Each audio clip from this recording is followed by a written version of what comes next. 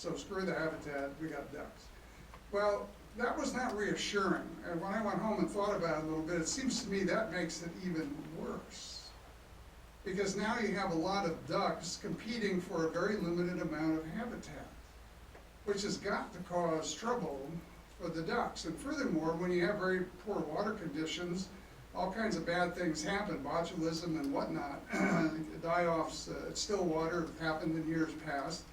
And so here we have another year where the state is picking the biggest numbers it can pick under the federal guidelines, regardless of a drought, and with high numbers of ducks to compound the limited water habitat that we have. I think that's frankly disgraceful. The only thing that you have any control over is how much hunter harassment is added on to that. And by hunter harassment, I'm talking about duck hunting. That's my definition under these conditions for duck hunting.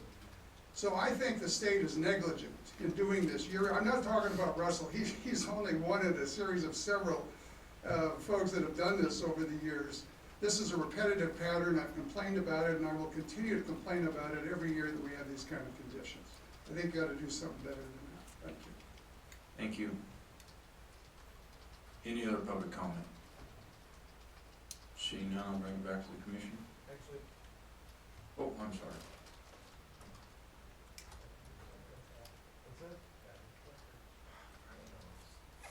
for the record, Paul Dixon, Clark County. One of the things that was discussed at our meeting, and not to say that I support something that Dr. Moldy just said, but I will, in fact, at Floyd Lamb State Park, we've had a significant die-off of ducks, and they're investigating water quality because of the drought. I believe it's a waterborne pathogen. I don't know if you know anything about this, but Karen and I heard about it. It was in the newspaper right before we came up. So we do in the south have very special waterways, and we have animals living in them, and there are increases in disease-borne pathogens out there. So I'll give you, Well, thank you, sir. one for the day. Thanks. All right, thank you. Russell? I just wanted to make a comment to the botulism situation. One of the common management tools when we have a botulism outbreak is to beg, plead with hunters to go out and harass birds. The worst thing you can do is have those birds sitting there continually eating the things that bring botulism into them. You want to keep them off that water. So having a lot of hunter pressure on them is a way to keep them out of the water that's having a botulism issue. Is the worst thing you could do is not hunt it.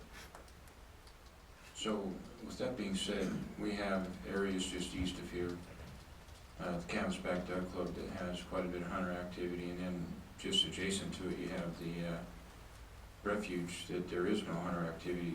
What you're saying under those scenarios, the botulism outbreak would be more susceptible on the wildlife refuge than on the Canvasback portion of that area? If both of them have similar conditions with the botulism outbreak, that would be correct. They both have to be, because they're unattached bodies of water, they're managed separately. It's possible that if one body of water doesn't have the botulism, it's okay for the birds to be sitting there. But on a body of water that does have, if an outbreak occurred on the refuge portion,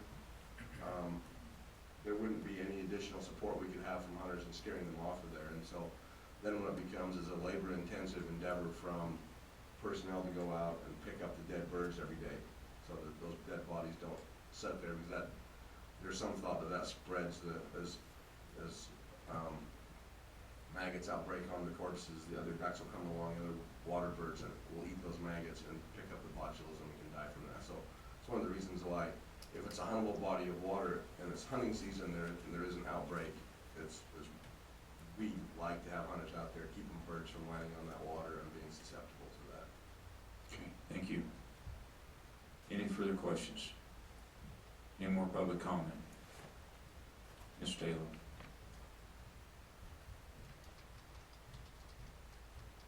Hello, as a concerned Nevada resident and someone who has absolutely been in love with Stillwater Wildlife Refuge, I'm pretty concerned about the statements that were just made by the gentleman over here. I guess I have never heard of any science regarding that, and also botulism is botulism. How long does it take for a bird to get botulism? A couple minutes, a couple hours, a couple days? So I'd be interested in knowing a little bit more about science to say that hunters are necessary to help the birds beat botulism.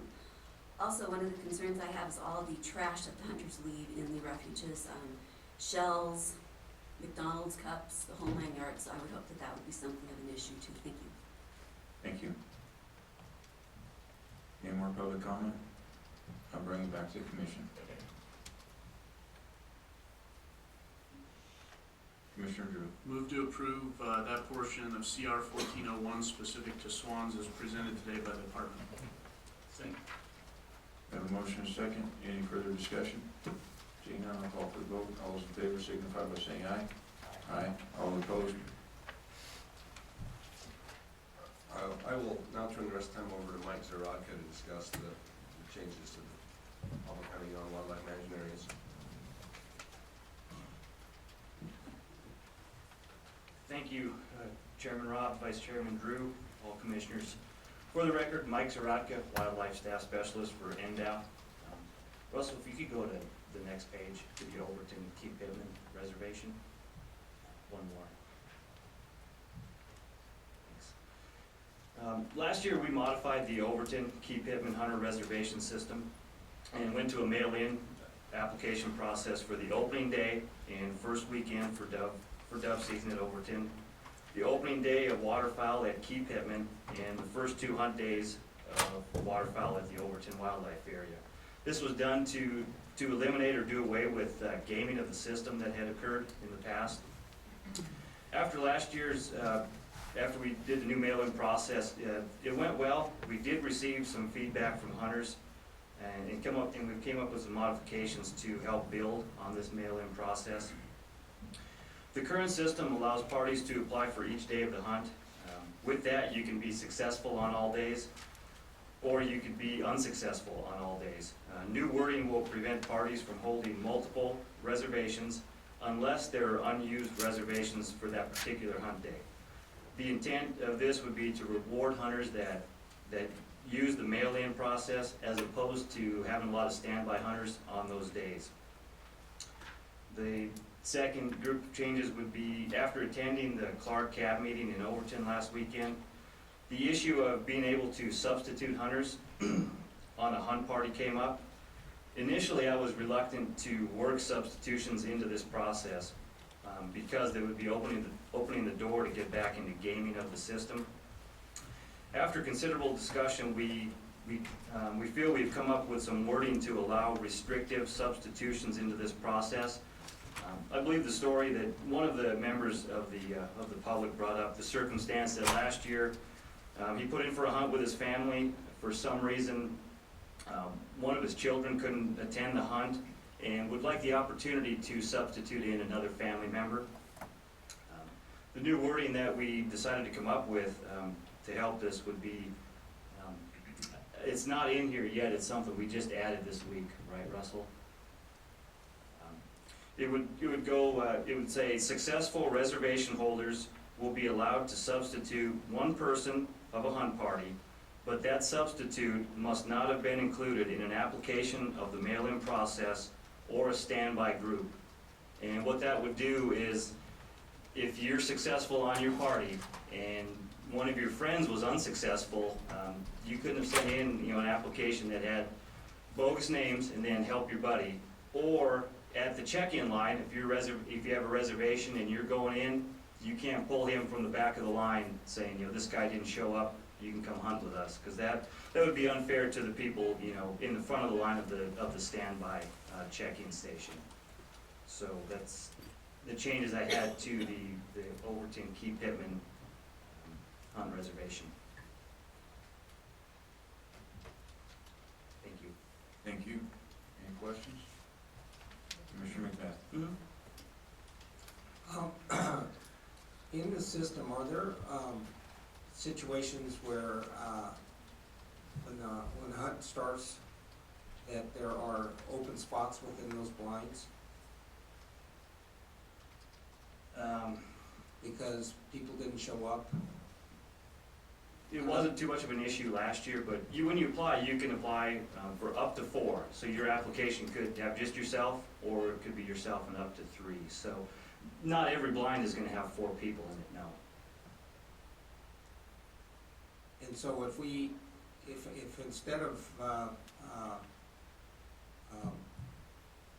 looking at it from the standpoint of one blind, we just looked at from the standpoint of one of the spots in the blind, we could fill those blinds. Yeah, dove and waterfowl are kind of different. For the dove season at Overton, we allow 60 people in. For waterfowl hunting, there's assigned blinds, and we have approximately 45 of them, so. I'm just thinking for more hunter opportunity, why is there this situation where a person thinks that they have to hunt all by themselves in a blind, where if you have people that have showed up and are waiting in the alternate line, that we can't just fill those blinds up? I mean, what is it that's keeping us from doing that? I guess quality of hunt. I mean, if you like to hunt by yourself, and you apply for the reservation and are successful, if we put 3 other people in there, that may take away from that person's quality of hunt. Yeah, it just seems to me that that would be just part of the deal, that, that you have to, I guess I worry about, what I'm worried about is a guy that shows up out there in the alternate line and gets turned back and can't hunt at all. And we got one guy who has got it blind all by himself. And whereas we could have put 3 other people in there, and friendships are made when you start hunting together. I'm just telling you, I don't see what the problem is and why we can't be doing that. And I think we ought to be giving thought to it. Okay. And I haven't discussed this issue with the guys out at Overton, but anyway, just I guess if you want to hunt by yourself, then go to the Virgin River or something.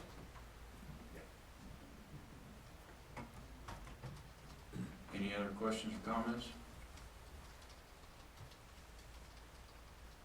Do you have more to go over on this, or? Not on this. I can address the Mesa Valley controlled goose hunt maybe after we. Let's do them separate. Let's take public comment on this portion, and I'll have you come back up. Do we have any public comment, Mr. Dixon? For the record, Paul Dixon, Clark County. I'd like to, first off, Tony, thank you for having the staff there, both Russell, who came down for the duck seasons we've discussed earlier, and this stuff here with Mike.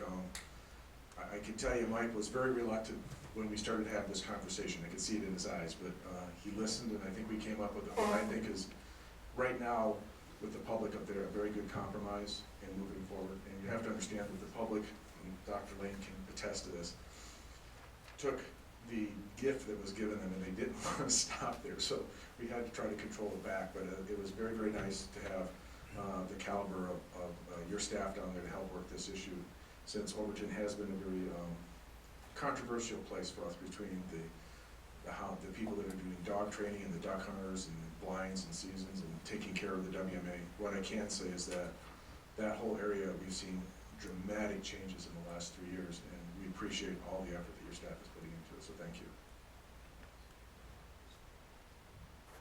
Any other public comment? Commissioner Drew? Paul, can I have you come back up to the microphone real quick? I was just curious if you guys discussed this, the changes at your cabin, if you supported it. Oh, absolutely. Okay, that's what I thought. We discussed, and everybody agreed that this was a very good compromise, and at the end of the day, it's a good thing. Thank you. Okay, thank you. Any other public comment? Seeing none, I'll bring it back to the commission. Make a motion to approve the changes proposed by the department to the Overton Pittman under reservation system.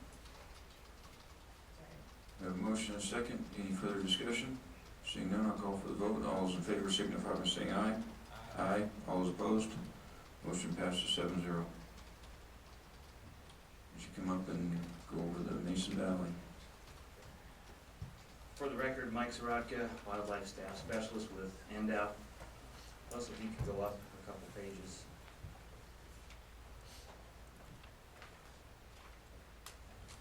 Number 3, right there. The Mesa Valley WMA controlled goose hunt.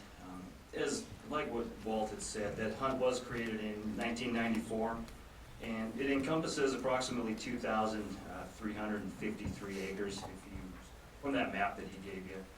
Which, I don't remember what he said, if it was a third, but the entire wildlife area now is approximately 18,000 acres. So, just to clear that up. And it's on the northwest portion of that area.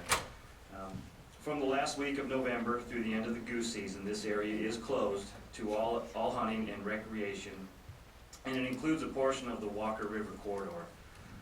Other uses that could be done on this area would include wildlife viewing, quail, deer, and pheasant hunting. Over the last couple of years, like Walton said, the interest of this hunt has dropped, and success, even though it was up last year, we did see a lot fewer hunters that showed up there. Now, the decrease in the goose hunting is, there's been a lot of changes in Mason Valley, especially in agriculture, and patterns of these geese have shifted from using that portion of the area to using other flyways in that valley. So, the majority of the applicants from this hunt, though, that we saw last year are from Clark and Washoe counties. So it would affect, making a decision like that would affect user groups that may still be supportive of this hunt and maybe haven't heard of this until today.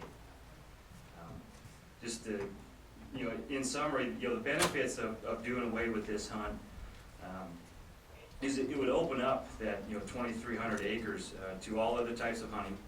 It would end out our workload to have to do the reservations, and the guys at the wildlife area, they check these people into the blinds at 4:30 in the morning. The fields and the blinds will still be there. They're going to be open to waterfowl hunting, but since there won't be reservations in place, it'll be first come, first served, and no guarantees. So if you're coming up from Vegas or driving from Reno, there could be somebody already set up in those fields. You don't know. So that's what I had. From my end, this all just came up on Tuesday at the CAB meeting, so I don't have a lot of data on the history of this hunt and harvest rates and how many people put in for these reservations. But just looking off of last year's list, I would say probably 70 to 75% of the people that applied were from Clark and Washoe counties. Thank you. Thank you. Any commission questions? Commissioner Lang. Mr. Chairman, I guess I'm a little concerned about discussing this issue or voting on this issue today because we did not discuss this issue at the Clark County CAB meeting, and I would like to, we've had this problem before when we talked about demerits where it was kind of buried underneath in the agenda. And it just seems to me that maybe we should make this a separate agenda item in a coming meeting, possibly at the next commission meeting, so that we have a better chance to explore this issue. That would be my concern. Commissioner McBeth. I would actually maybe just defer this to next year, and first that'll give you time to roll it out, and then to investigate it, and then you can roll it out as part of regulations next year. That way, because we usually do all of this stuff, with waterfowl at this meeting, and so I'm thinking that it's just, we've now just been told of the issue, and because we have 100 user groups that basically have never had an opportunity to come back and tell us that there might be some other issues, because we've heard one side of the story, and I'm sure that the people from Clark and Washoe might have something to add to it. And so I think from a fairness standpoint, we ought to just defer this to next year, but it's something that we ought to look at. Commissioner Drew. Yeah, and I would agree wholeheartedly. The proposed changes or the things that the Lion Cab wants to look at, I agree with 100%.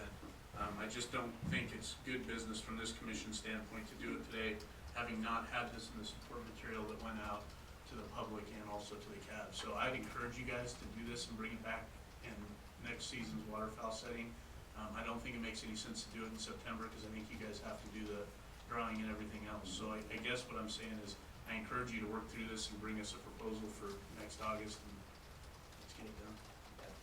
And if we are going to look at it for next year, I'd like to make sure that if there are changes, that you note the changes so the counties like Washington and Clark have duly been noticed that there is a proposed change so they can make recommendation one way or another.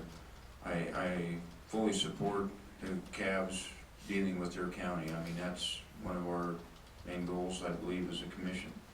But when we're looking at these wildlife management areas, each county doesn't have one. They're kind of a state resource, and we need to manage them as a state resource, not just an individual county at a time. So if we make changes, let's note it well, and, you know, we have members from Clark and Washoe Cab here, so when it comes up again, I want full discussion on it, so we make the proper decision at that time. Any further discussion? Any public comment? Mr. Dixon? For the record, Paul Dixon, Clark County. Even though we didn't specifically discuss this in the public meeting, as chairman, over the last 2 years, I've had a lot of input from people who goose hunt and wanted to get seasons in Southern Nevada. Russell can attest to this. We've asked for things. I think now that we're changing like the snow and white-fronted geese seasons and allowing things that we weren't allowing in the past, I think that this may be a problem that can be overcome and would be a win-win for everybody. It's when we were really restricted having to hunt snow geese in the north here that it would have been a major issue if we were changing things, but I think we may have some ways around this based on discussions I've had. But I agree with Commissioner Macbeth and Drew that taking this up next year with a lot of good public notice on it, we'll get input, but I think having one season underneath our belt where we're hunting snow geese and stuff in the south with people will be a good thing, okay? Thanks. Okay, thank you. Mr. Bunch?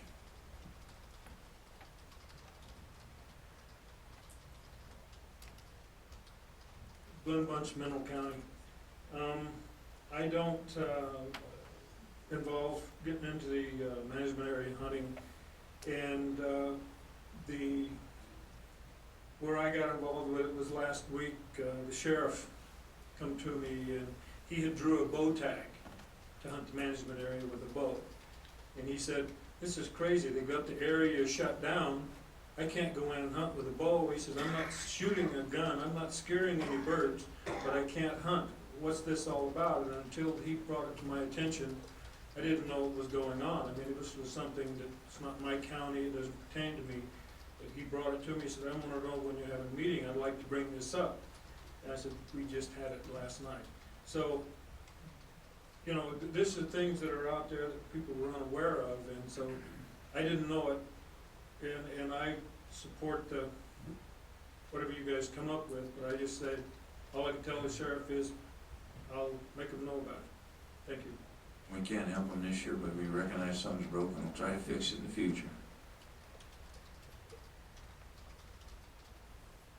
Anybody else? Okay, seeing none, I'll bring it back to the commission. Commissioner Drew? I'll just double check with the rest, but I don't think we need to change or make a motion on anything with Mason Valley. It'll stay in place as is. Okay. Do we have anything else? All right. Do you have anything else, Russell? Are we done with that agenda item? You passed everything that was presented, so we're good. So we're good. I just want to make sure we've moved on before and not been done, so let's do that. We're done with 17, let's move on. Well, let's take a 10-minute break and come back.